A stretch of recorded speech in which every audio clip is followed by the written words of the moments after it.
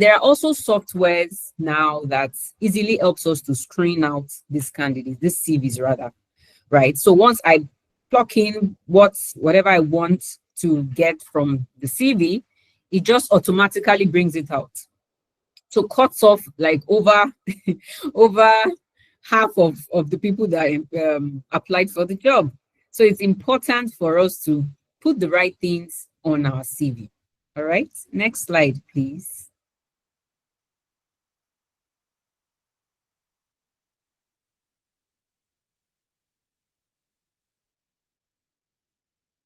All right, so what are the characteristics of a good CV?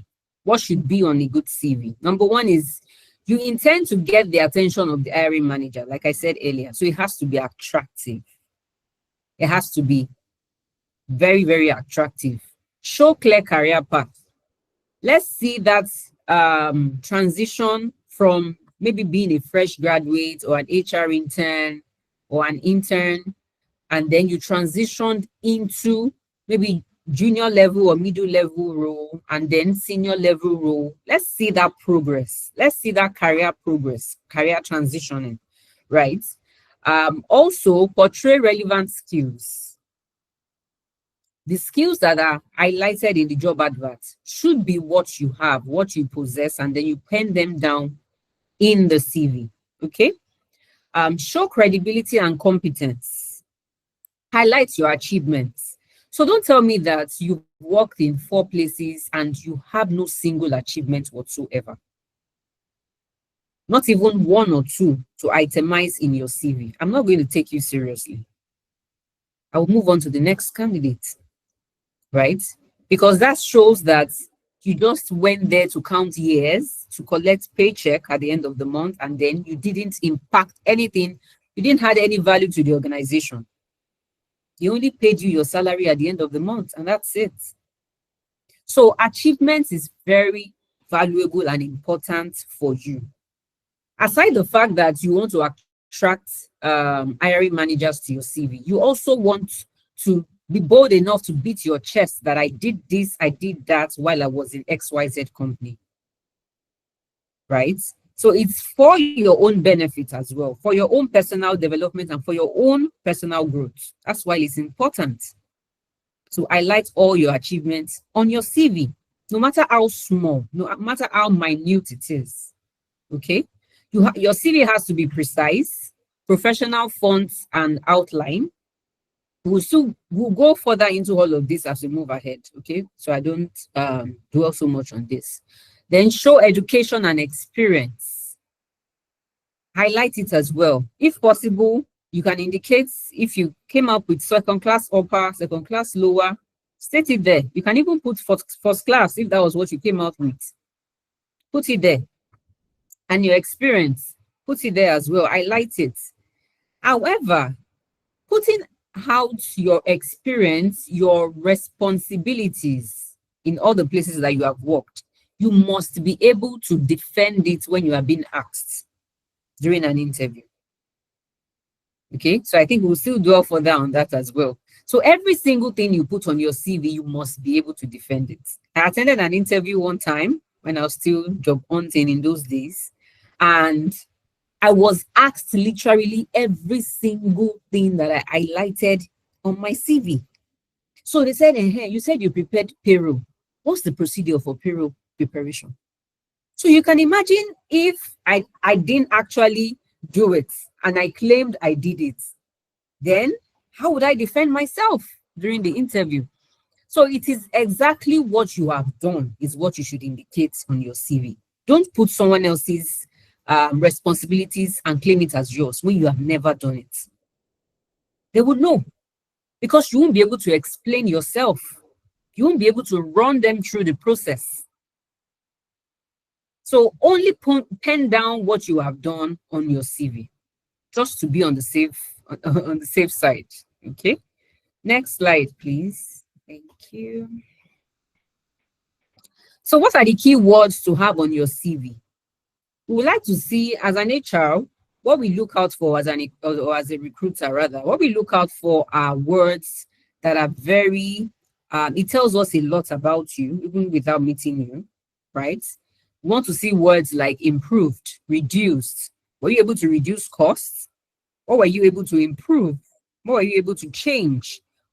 What was the innovation you brought on board to the company? Who did you coach, right? Were you proactive? Were you the type that you try to bring in new ideas?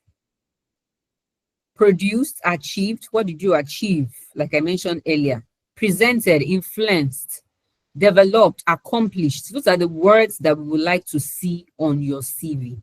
Initiated. What did you initiate? What did you bring?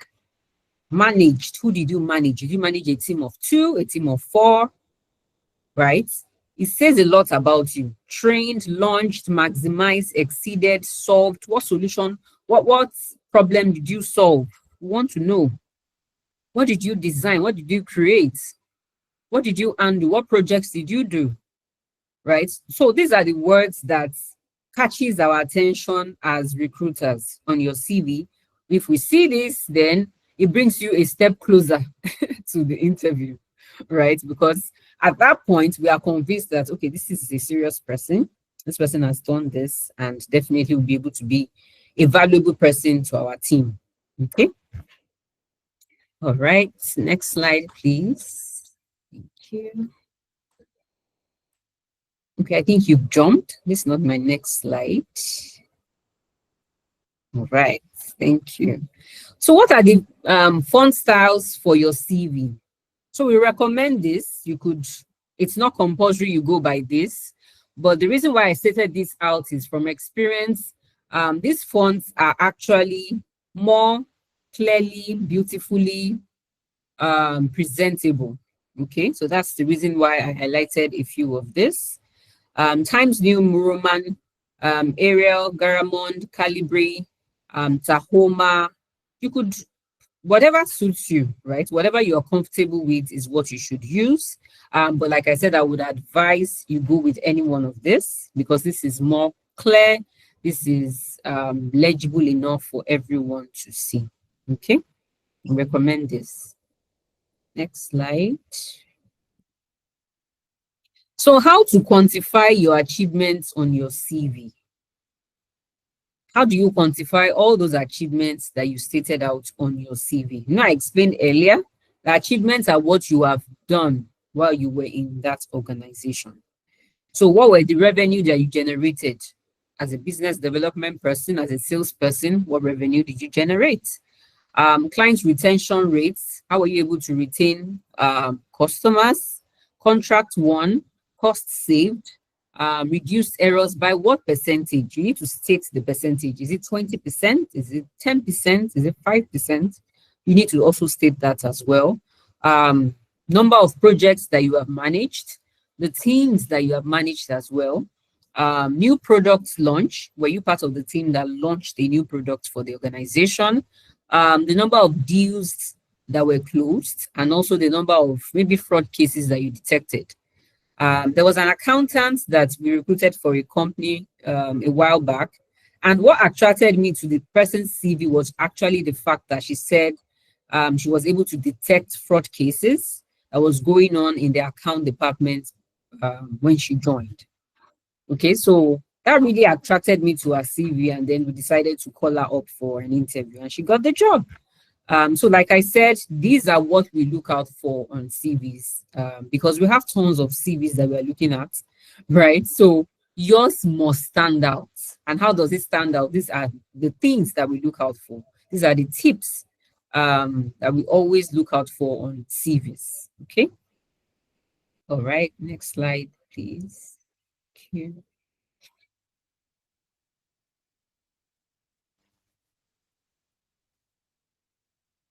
Next slide, please. Thank you.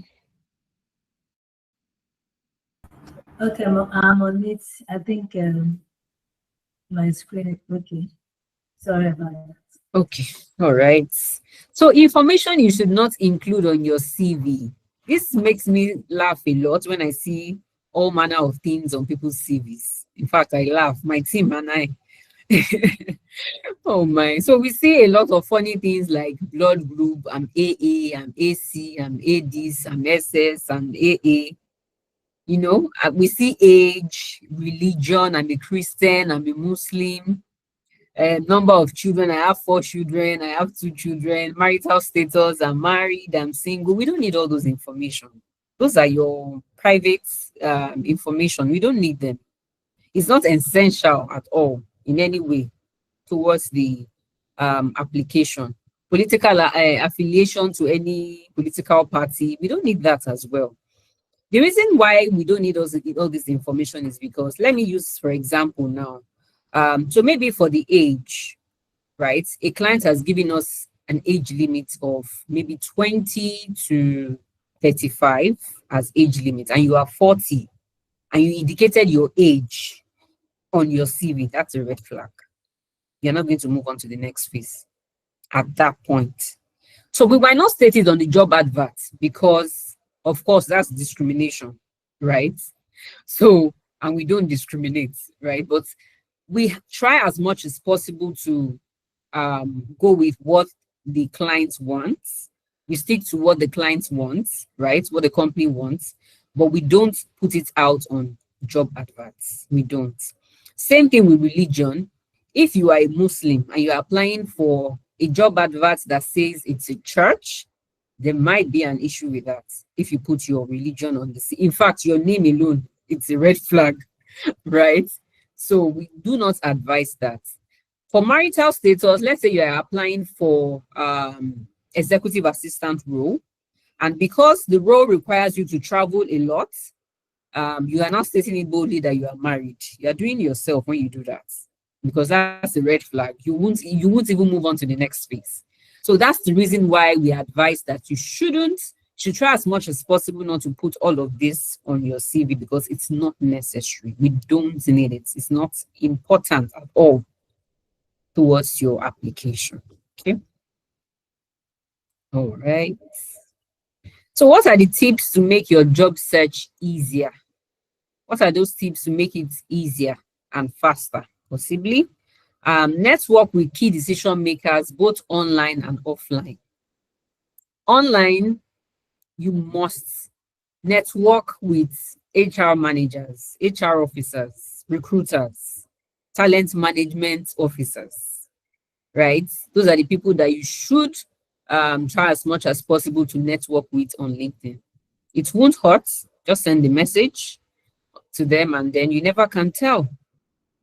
Update your LinkedIn profile and be visible. Many of us have abandoned our LinkedIn profile. Maybe you don't have time to update it or something.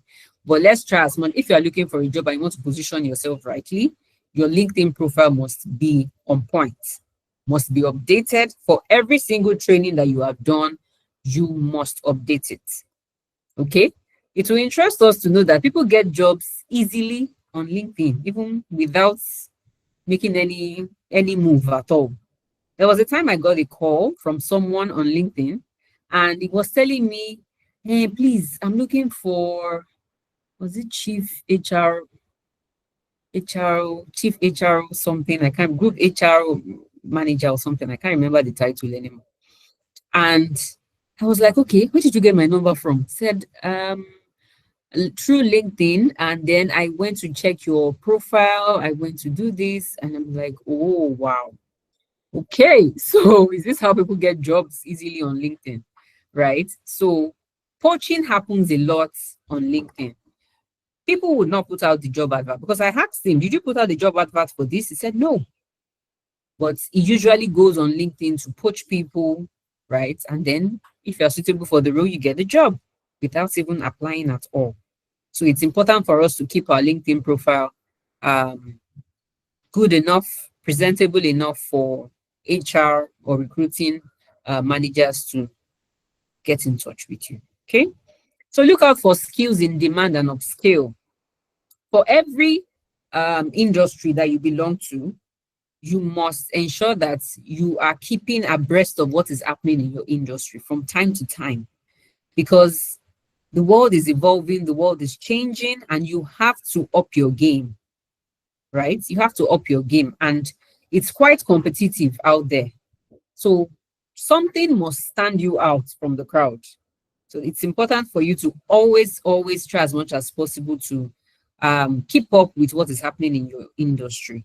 Connect with hiring managers, HR consultants, and recruiters online. Engage with their posts and politely tell them you are open. Okay. I see many people putting open to work on their LinkedIn profile, which is good. The disadvantage of that is if you are currently working somewhere and you put open to work, that might send the wrong signal to your boss or to the HR of your company.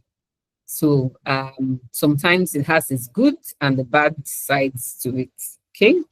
So join online job platforms on WhatsApp and Telegram. Referrals are mostly from close to job groups or online platforms. So there are lots and loads of job seekers groups, WhatsApp, Telegram, Facebook that you can join, where you could see job adverts easily and apply. Some could even be referrals from other groups. Okay. So what are the biggest mistakes job seekers make? Many people don't have any strategy. They just apply for jobs and that's it. So you need to strategize. Okay, I am a project manager, or maybe I'm a project officer. I desire to be a project manager. How do I go about it? The first place to begin with is LinkedIn. Try and look out for people, research about people that are leading in that field. Once you have that information, then you are a step closer, right? And then you reach out to them. There's no harm in messaging or reaching out to people. There's no crime in reaching out to them, except you are now you are bothering them, right? But you shouldn't get to that level. Just reach out to them and tell them, oh, I desire to, to learn from you, from your wealth of experience. And it doesn't hurt. It doesn't hurt at all. There's no crime in doing that. They will either tell you a yes or a no. It's not, they won't crucify you for that. So applying to jobs that has been filled. Okay. So when you see a job advert, maybe that has been out for over 2 months or a month, there's a possibility that that role might have been filled. So there's no point applying for those kind of job adverts, except you have an insider, you have a first-hand information that the job is still very open, then you can go ahead to apply. You are not upskilling. Like I said earlier, you need to up your game, know what's happening in your industry. Focus on degrees and less on skills. So these days, we recruiters, we no longer focus on you having first class from first degree, or maybe merits from masters. That's not enough. It's not enough anymore. Even the years of experience now is not enough anymore. We want to know what are the skills, what are the soft skills that you have that you're bringing to the table. That's what we want to know, right? Not degrees. It's no longer enough. I think that was working many years ago, but it's no longer enough now. We are actually looking out for those skills that you have, character, competence, and attitude. Those are the things that we look out for. Okay. Using funny email address. I see so many funny email address, and it's it's so funny, right? So let's try as much as possible to keep our email address as simple, as easy as it can be, and not funny names. Okay. Sending your CV without a body or subject of the email is empty. So I see a lot of this happening, especially with Gen Zs, right? When you are applying for a role, ensure that you put something in the body of the email. Don't leave it blank, because the person you are sending it to will just probably delete it and move on to the next applicant. Even if it's an automated response, it won't get to the hiring manager. Trust me, it's going to the recycle bin. That's where it goes. So let's try as much as possible to put a title there and a body. Okay. Sending out generic CVs instead of tailoring your CV to suit each role. I see a lot of this happening. So if you're applying for a particular role, make sure your CV is tailored into that role or position that you applied for. Okay. Um, don't use the same CV that you used in applying for executive assistant, and then you want to use that same CV to apply for HR officer. It's different. It's different. Okay. Um, Inability to network with recruiters. Like I mentioned earlier, you are looking for a job, then you should be following all the recruiters that you can see on LinkedIn as much as possible. Make them your friends if possible. Okay. Because they would link you up. If they can't help you, they will know someone, one of their colleagues who is hiring, and they will link you up. Okay. So when the hiring manager does a random check and discover you are an online bully on social media. So we do this a lot sometimes. If our clients request that we do this, we go ahead to ask you for your social media handle, Instagram. We want to know the kind of person you are. Maybe you're applying for a position in a church, for example. We would like to know who you are outside work. Okay, are you the same person you claim to be? Right. So we would like to know all of that. Okay, next slide, please. Thank you. Have you been applying for jobs yet no call for interviews? Yeah, so this has happened to me as well. So it's not it's not new. It's not new. So this happens a lot to quite a number of people when you keep applying for jobs, and you get no feedback, not even one. So these are the reasons why you might not have been called. Your CV doesn't highlight your skills or competencies and accomplishments, what you have achieved. Okay, it is also not tailored to suit the role. Maybe there are typographical errors, could also be a factor. So for me, when I see a lot of errors, typographical errors on your CV, that's a no-no for me. That's a red flag. I wouldn't even call you for an interview. I wouldn't. Because when you are putting your CV together, you should ensure that you look at it thoroughly and give someone else to help you also vet it and look at it. A second high. Because you are the one that put it together. You might not see some things, but when someone else reads it, they will see it. So it's advisable to always get someone to proofread your work. Okay? To help you proofread your work. And also, you may be applying to the wrong jobs that do not match your skill set, qualification, and experience. Right. So I mentioned earlier that we're recruiting for a social media video editor, remote work. And I was seeing office assistants, cleaners applying for the job, teachers also applying for the job. But they did not in any way on their CV tell me that they have the skills. So let's assume you don't have a formal experience in a workplace, but you don't even have the skills. It wasn't stated on your CV. So how do we reach out to you for the next phase of the recruitment? So those are the kind of things that you don't, those are the reasons why you would never be called for an interview. You would never.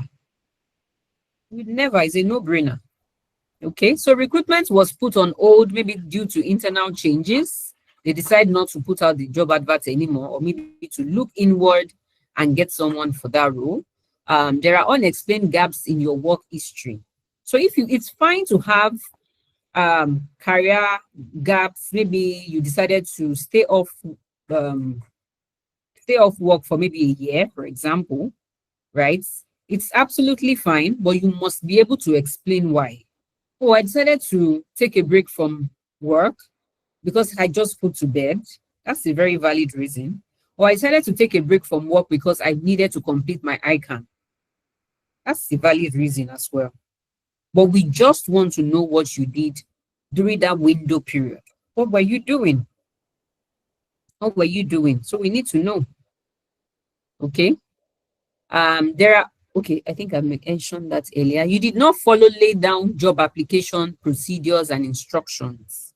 I see a lot of Gen Zs doing this, a lot of it. Instructions are laid down already for you, and you decide to go against it. Okay. So if you're applying for jobs, pay attention, close attention to what is stated on the job advert. Okay. And follow it to the letter. Cross the T's, dot the I's, to everything that you need to do. There is a large talent pool competing for the role. Normalize checking your spam box. Some opportunities like to come hidden so you don't miss out. So a lot of people will say, oh, I didn't see anything. I've not gotten any email, but you didn't bother checking your spam. Some emails go there. Some important emails go there, right? It happens to me a lot as well, right? So let's try as much as possible to check all this and be hopeful as well. Okay, next slide, please. Thank you. So things you must do before your next job interview. What are the things you must do? Number one is to research about the company. I see a lot of people when they are being called for interviews, they don't research about the company. And they give me excuses like, I was so busy at work, I closed by 7 p.m., I got home 9 p.m., and I couldn't do a research about the company. I'm so sorry. I take responsibility for that. That is a red flag, even if you are a fantastic applicant. That's a red flag. It's a big red flag. It shows that you are not interested in what the company does and you're just after getting a higher pay. That's what it means. Research about the role as well. So even if you have experience about the role, still do a bit more research to know exactly what the role is all about, the nitty-gritty of it. Practice basic interview questions. There are lots of interview questions you can get online when you do research. And practice on your own. Practice with your friends, practice in front of a mirror, practice, practice, practice. Prepare for the interview day and show up. So we send out job interview invitations to people and they don't show up. Some would acknowledge and tell you, oh, I have confirmed the availability, but they never show up for some reason. And when you call, they will tell you, oh, I got another offer elsewhere. Some will say, I just changed my mind. The salary is too poor. Some will say, the company, I researched about the company. I don't think it's a good company. Just respond to the email. Oh, I won't be able to show up. It's as simple as that. And then everybody moves on. Okay. So what are the common problems with CVs? Not formatting. Okay. Make sure your CV is justified. Okay. Grammar is on point. Don't load it with too much information. There was a time I saw a CV of 8 pages. I think the highest I've seen so far is 12 pages. And I'm like, is this a project or what? What's happening here? Right? Because I don't have that time to start flipping through your CVs and then reading all your, let it be as precise as possible. Don't load it with too much information. When you come for interview, then you can now say all those things that you did, but try as much as possible to put less information into your CV. We don't need you to overload it with information. We don't need all those information. Even if you have worked in 10 places, there is still a way that you can ensure that your bullet points for all that you have done in that place would not exceed 4 or 5 marks. And then we'll end up having 10 pages. In fact, we'll end up having 12 pages. Maybe the highest would be 2 pages or 3 pages. Okay, so it doesn't matter if you have 10 years work experience or you've worked in several places, it doesn't matter. That's not enough reason for you to have 10 pages or 12 pages. It's not a research work. It's not a project. Okay, so next slide, please. Thank you.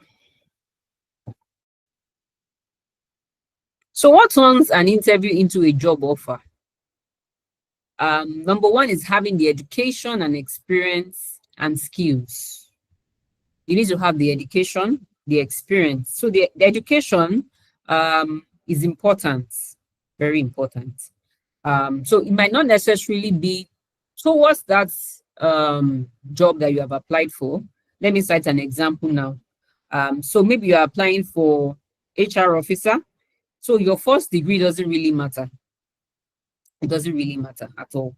As long as you are a graduate, that's very important, and you can speak English and write good, good, good English as well. So that's fine. That's absolutely fine. Experience is very important. You can't buy that in the markets. Cannot buy experience in the markets. Okay. So skills is also very important. Organizational fit. Are you culture fit? That's very important. I see many business owners making this mistake. You just bring people in, and at the end of the day, they are not the right fit for the role. So they might have the educational experience, um, the work experience, the skills, but they are not suitable for the kind of organization that you are building. They are not fit into the structure of the organization. Okay, and then another thing is personality. So many times your personality also matters. Are you an introvert? Are you an extrovert? Are you an ambivert? All those things matters. Are you a sanguine? Because there are most times business owners are looking out for certain personality for some roles, especially executive assistant roles, PAs, and all those ones. Personality is very important, very, very important in those positions. Okay. All right. Next slide. So, what not to say at job interviews? What not to say at job interviews? Don't tell your recruiter or the person interviewing you that you ate your boss. That means when you leave where they are working, where if they eventually bring you on board, you also do the same thing. So it doesn't speak well of you when you do that. My company refused to train me, or maybe I ate that place. I am desperate. You don't say all that. That's a red flag already, and nobody is going to hire you. Nobody. Revealing privileged information of previous employer like trade secrets and financials. That's also a red flag. It's a total red flag. So you don't do that. As an accountant, you don't reveal the financial status of the organization that you're working with because you are trying to look for another job. You don't do that. It's against your work ethics, right? So you don't do that. You don't do that. That's a red flag, and nobody's going to hire you when you do that. Okay. Next slide, please. So when you are asked, tell me about yourself, I hear a lot of funny, funny things. When I ask this question in an interview, tell me about yourself. Some people will say, my name is XYZ. I am 20 years old. I'm the last born of my family. I'm fair in complexion. I am a jovial person. I stay at Surulere. My father is a banker. My mother is, everything I just said now has nothing to do with the position that you applied for. Absolutely nothing. So interview anxiety could set in and wouldn't allow you to also articulate your thoughts. But there's nothing wrong in catching your breath before you respond to such questions. Even if it's for 5 minutes before you respond, ensure that you put your thoughts together before you respond. The people that are interviewing you are human beings just like you. So you should try as much as possible to be confident. Be confident. Try breathing exercises, taking slow deep breaths will physically bring your heart rate back down and then lower your stress levels and make you feel more relaxed and confident. You can try this, it works. Works really well. Don't start talking immediately an interviewer asks you a question. It's okay to take a few seconds before answering. You don't have to rush into answering the questions. Okay. It's better than letting your nerves do the talking. Okay. Replace anxious thoughts in your head with positive, calming thoughts, which goes beyond just you minding, demonstrating confidence and composure to the interview. Okay, so we know how it is With interviews, you might be very anxious. You'll be like, oh my God, I don't know the questions they will ask me. Will I perform well? Would I be the suitable candidate? We know it comes with all of that. But like I said, just make up your mind that I am, and you have to stay positive. Okay, so make up your mind that I would put in my best in this interview. I will tell them what I can do. I will sell myself because that's the opportunity you have. You have scaled through the CV screening process, and then this is the opportunity where they have to meet you one on one. Then you need to sell yourself. You need to sell yourself. That's the opportunity you have to sell yourself to them. Convince them why they should hire you. Okay. All right. Next question. Next slide, please. Okay. So what are the tips to help you overcome job interview anxiety? Interviews are humans like you, not aliens. I said this earlier. The worst that could happen is a no and not a death sentence. Okay, every job interview is a two-way street. So as they are assessing you, you are also assessing them as well. Okay. Be confident. It's a huge selling point and it covers flaws. Do proper research about the role and company, and it will help you speak confidently. When you know, like I said earlier, when you research thoroughly about the company, research thoroughly about the role, you can even message some people working in the organization via LinkedIn. I've done it before, just to have a bit more knowledge about what is required, how their process is, and then those that are nice anyway would tell you, right? They will tell you all that you need to know, and then it makes the recruitment process easier for you to scale through. Okay. And when they tell you no, right, it's not the end of the world. I've received a lot of no's, and those no's made me what? Better. Made me better. It made me a better person. Okay. All right. Next slide, please. So what things do interviewers say that let you know you would get an offer? They ask you if you have any questions very early in the interview. I do this a lot myself. Okay. So the first 5 minutes or 10 minutes in an interview, I know if you are the candidate or not. I can tell whether you are the right candidate or not. So it's advisable for you to compose yourself well, speak well, very important, and be confident.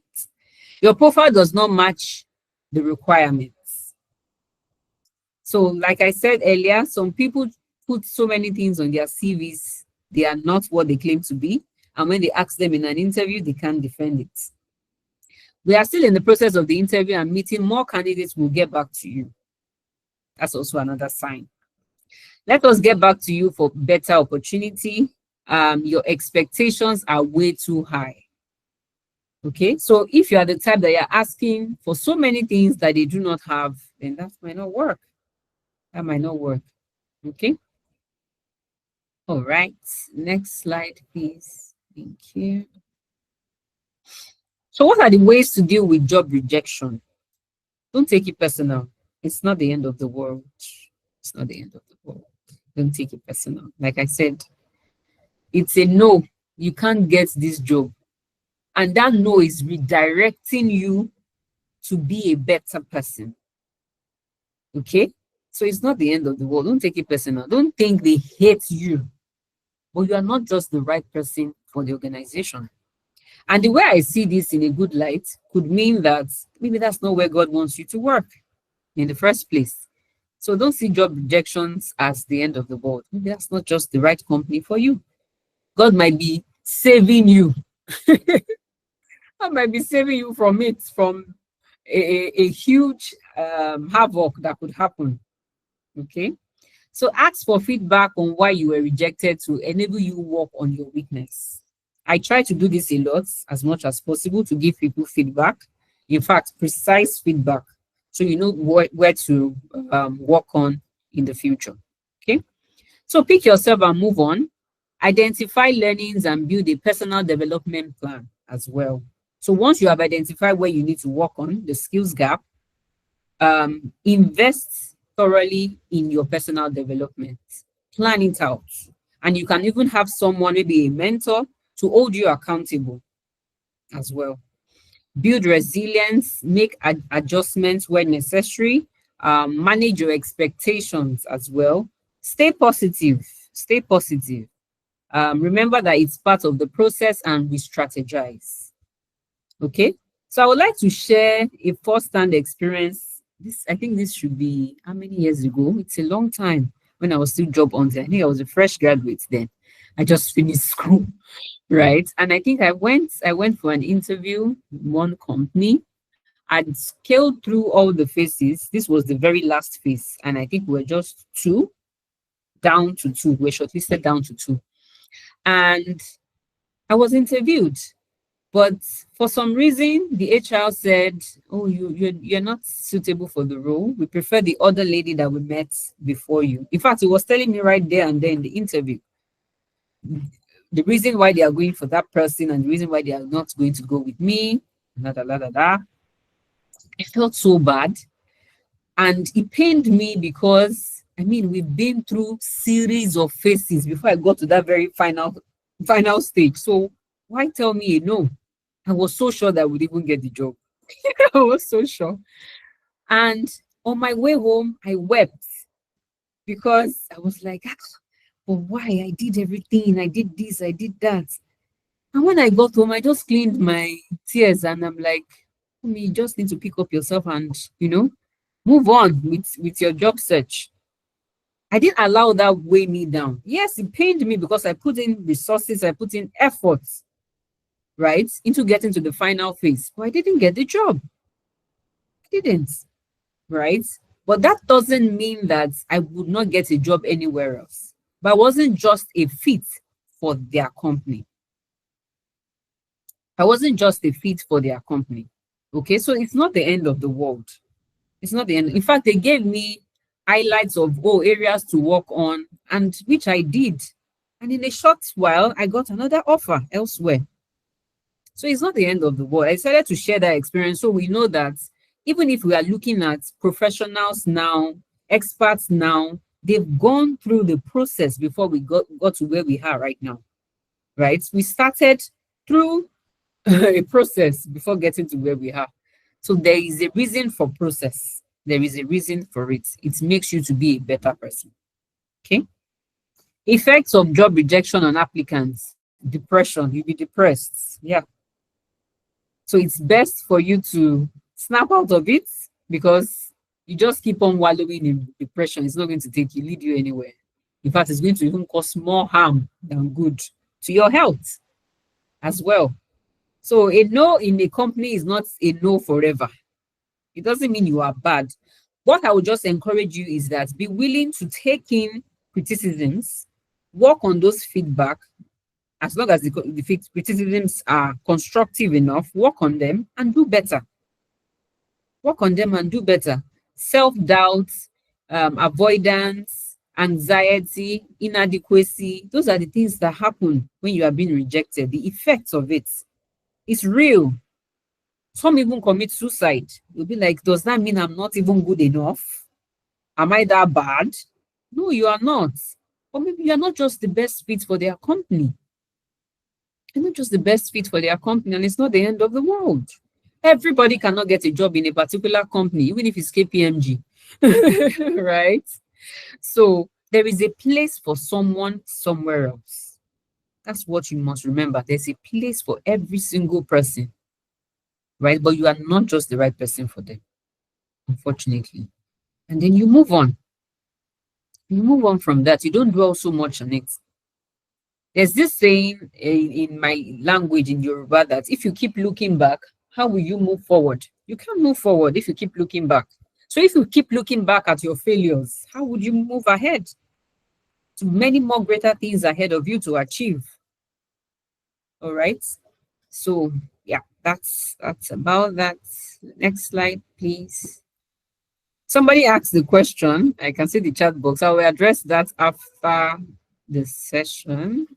Okay. What makes you stand out as a career professional? Your skills, your competencies, your abilities, your character. Okay, your attitude. Those are the things that will speak for you. Reputation and personal brand. Your confidence and ability to speak up. If you are the type that you are shy or you're an introvert, read a lot of books on public speaking. It will help you. Trust me, it will help you. Nobody started this journey or one day and then they are now a public speaker, right? Rome was not built in a day. Your network and professionalism is also very important. Okay, so like I said earlier, we recruiters, we check a lot on LinkedIn to know who you are. So your CV is not enough. Even at that, you dig deeper into your LinkedIn profile. Okay, so it's very important for us to work on all of this to be a better person and position yourself rightly for. So even if you are working somewhere, you need to also work on your personal brand. Even if you don't have the desire to change jobs, just position yourself rightly on LinkedIn. You never can tell. Somebody might reach out to you for a deal or a job or something. Okay. So make sure that your personal brand is well positioned. You have a good reputation, good character, good attitude as well. Okay. It's very important. Next slide, please.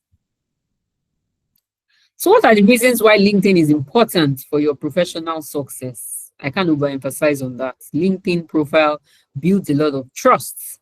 There are times that I will send job interview invitation to candidates and they will check my profile on LinkedIn before accepting the interview invitation.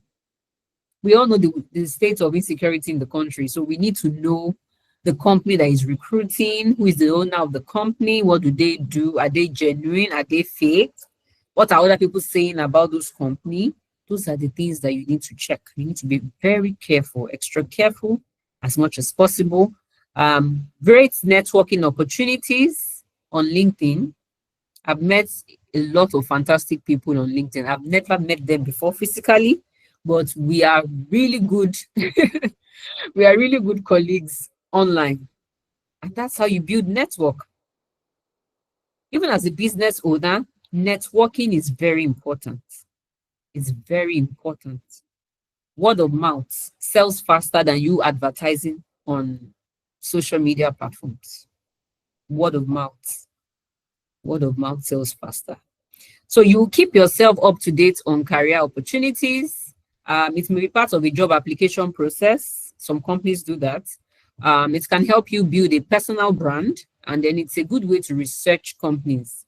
So easily just check on LinkedIn to know, dig deeper about the kind of company that you're applying to, if they are real, how many employees do they have, is that role presently filled by someone? So that's how you can tell. It helps you demonstrate your knowledge, skills, and expertise as well. So, like I said, I can't overemphasize on the usage of LinkedIn. It's key, it's very important. So, look out for companies offering free trainings and certifications, maybe Google, Microsoft, LinkedIn, Coursera, Future Learn. These are quite a number of certifications, free trainings that they offer that you can jump on to build on your personal development. Okay. It's very, very important. Look out for free trainings. There are a lot of free trainings out there, especially on LinkedIn. I've stumbled on quite a lot of free trainings on LinkedIn. So please let's leverage more on the usage of internet. Okay. So thank you so much. Thank you very much. It's a pleasure to be here.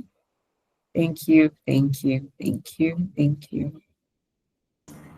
Thank you so much, Ma. Thank you. Can we please give her of energy? Let's thank you. Put it in the chat box. Put the thank you in the chat box. Oh, I know. Oh, thank you so much, Ma. You have been so helpful. Okay, we have a number of hands, a couple of hands up. So now we're going into question and answer. So we're going to start with Ayomide. But before we start with Ayomide, please, sorry. Can you please answer Ova's question in the chat box? She asked a question earlier. concerning reaching out to for feedback. How can you send a feedback on why you are rejected? Most companies don't reach out at all. Yes, yes, yes. Most companies don't reach out, unfortunately. And let me tell you the reason why we don't reach out. Because I'm guilty of it sometimes. So we are bombarded or maybe working under pressure, right? Bombarded with quite a lot of things to do, and there are lots of candidates we need to send out in feedback to. So what we do is we just send a generic feedback. We just send a generic feedback. Oh, you were not successful. However, we'll keep your CV in our database for future purposes or whatever. That's what we do, but we don't send a specific detailed feedback. I do that a few times. Maybe if I have one of my team that isn't occupied. But most times the reason why we don't send feedback is because we are occupied. And I would advise you, if you don't hear feedback within 1 to 2 weeks, 2, 3 weeks after that interview, just move on.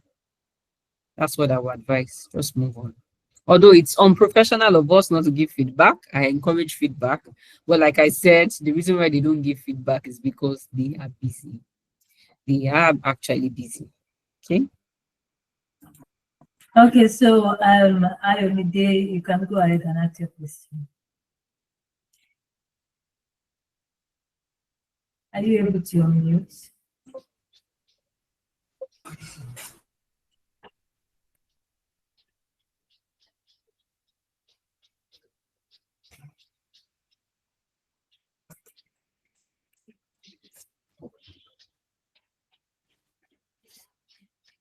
Are you able to unmute, or you're having issues unmuting?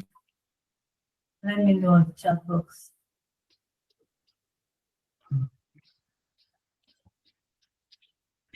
Okay, so why Ayomide is sorting out, trying to can't mute. Let me see.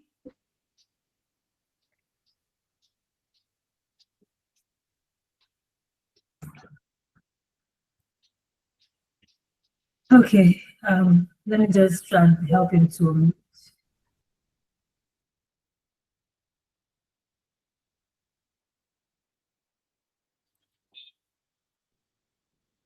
Amide, I'm not able to help you to unmute. I don't know why. Good day, ma'am. Good morning. Good morning. What I want to ask and plead is that can she please help us like an example on how to compile a CV for ourselves apart from the class we just had now. Probably show us how we can compile a CV successfully ourselves so that we can practice it more. Okay, you're welcome. Thank you for that question. That's a very good question. Okay, so this is just an introductory aspect. So by tomorrow, we're going to go more into that. So if you're here tomorrow, we'll do more of the practical by tomorrow. So today is another introduction to this CV learning. Does that answer your question? Yes, thank you very much, ma'am. Thank you very much, Mr. Ayola. Okay, Ms. Fumik, please, I have some couple of questions here I want to ask. You talked about contacting the HR manager for more details about our about the post that is being that is of the vacancy, the post that's been advertised. So I want to ask, what's the best way to go about it? Because we don't want to be seen as nuisance, and we don't want to see as being bugging the HR experts. So what's the best way we can approach that? Okay. All right. So yeah, so there's a way we can go about it that won't be a nuisance actually. Right.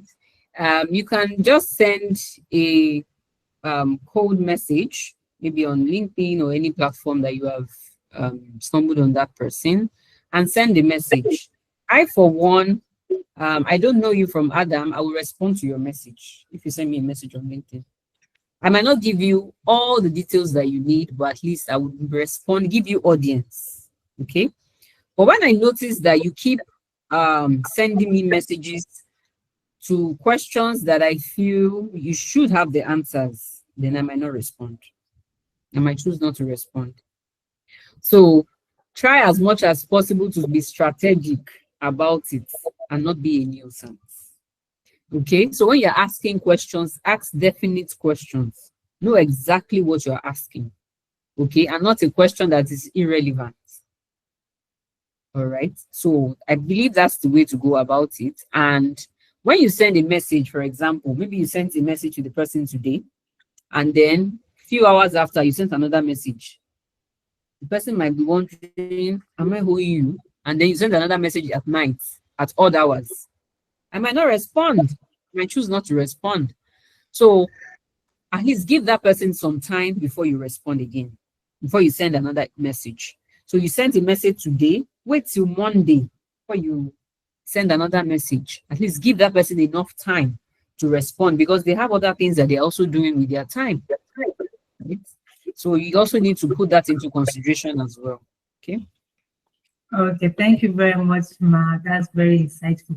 Okay, so another important question I want to ask, I know it will be very beneficial to everyone, is when you go to interview and they ask you how much you want to earn. That is a very dicey question.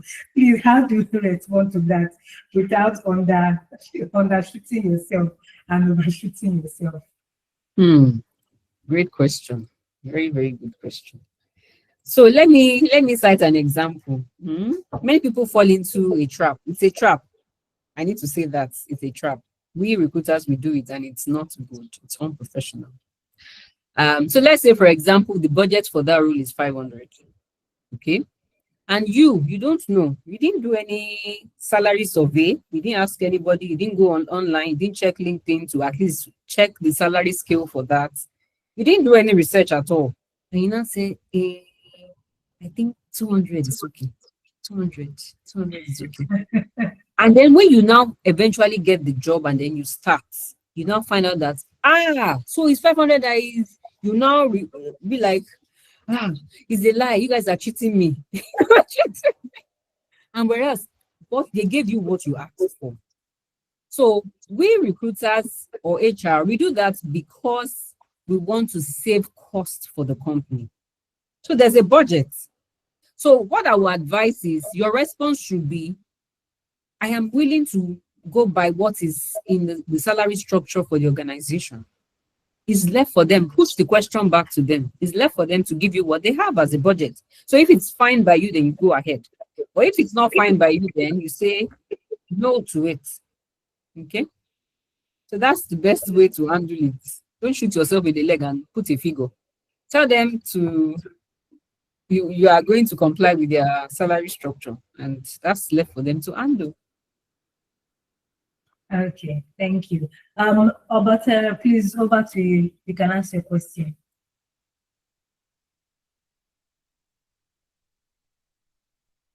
Okay. Good morning, Ma.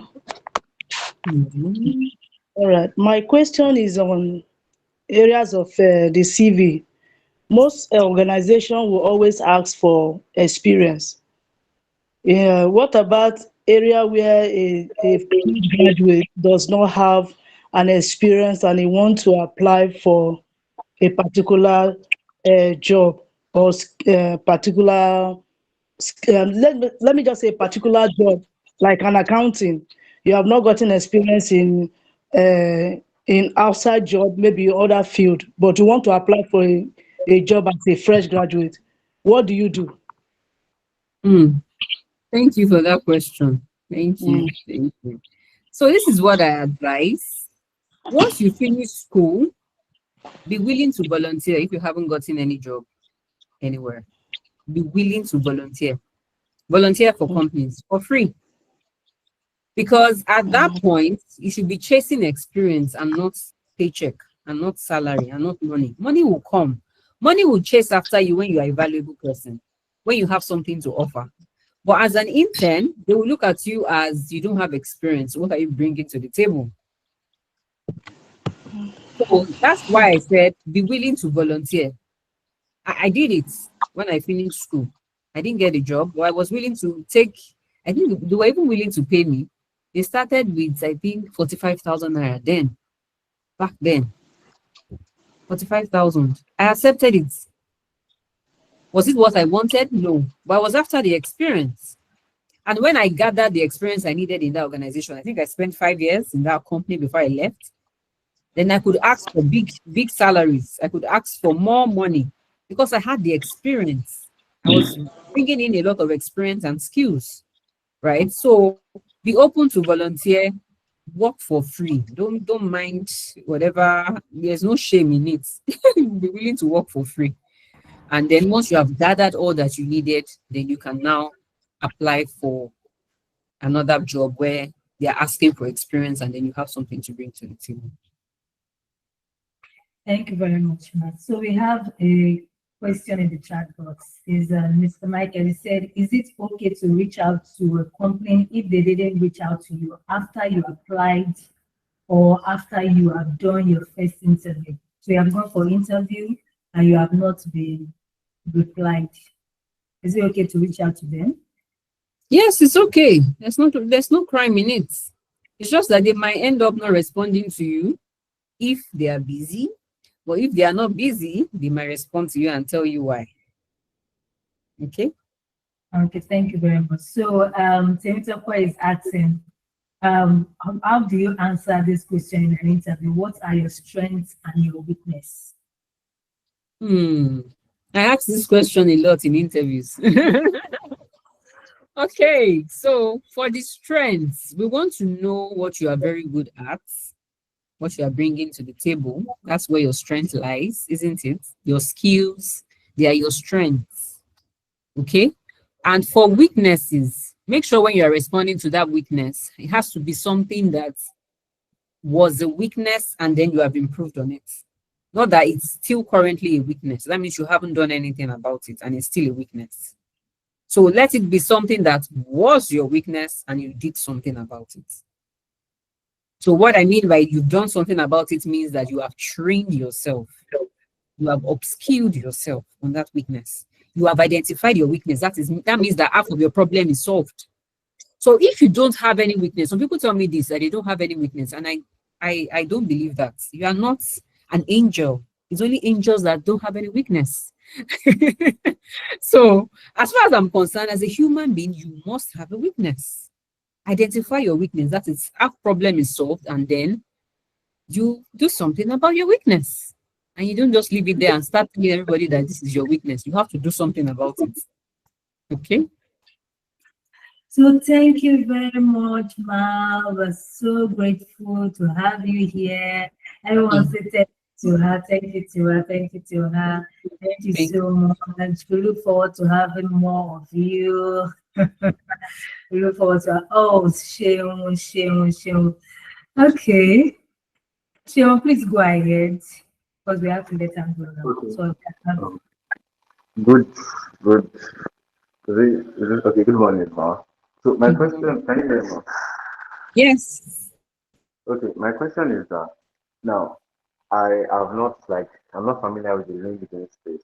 So how would you say people can find HR managers and network with them? Do you just search up HR managers or HR personnel? Or how do you position yourself? How do we find HR people on LinkedIn? That's my question. So that we can network and know the happening in different industries. All right. So just go to Google and type there who are the top HR people in Nigeria. Who are the top HR professionals in Nigeria? It will give you a list of some names, right? Those names are the names that you will search on LinkedIn. Right? Those are the names that you will search on LinkedIn, and that will navigate. So once you have sent a friend request, right? to someone on LinkedIn, it will show you the circle of people that that person is. Maybe the colleagues, friends that are also in the same industry as that person, and that's how you navigate. Okay? And then you are able to be friends with several HR managers. Okay? That would really help you. Thank you so much, ma'am. Thank you so much, ma'am. Thank you. Thank you. Thank you so much. So that's all the questions we'll be taking for today. Thank you so much, Mrs. Fumi. Have a lovely day. God bless you. All right, guys. Thank you, thank you, thank you, thank you, thank you, thank you, thank you. Yes, it was really awesome having her here. Wow, what a wonderful experience we've had today.